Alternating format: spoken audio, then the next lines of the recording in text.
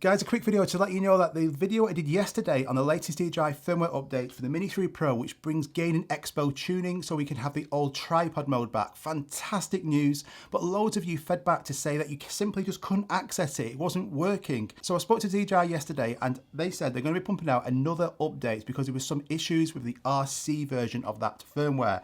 So again, a day later, we now have a new firmware update and this is going to be fixing those issues. So when you go and update your drone again, you will see a new RC firmware, which is in relation to V01.02.0600, and it brings a new Fly app version 1.9.9.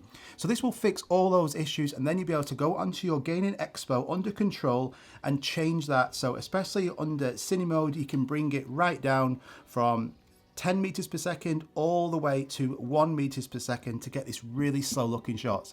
Now the video I did yesterday, I go into full detail about how to use gain and expo tuning, what tripod mode is, and why this is such a fantastic feature. So go and check that video out. I'm going to link it right now.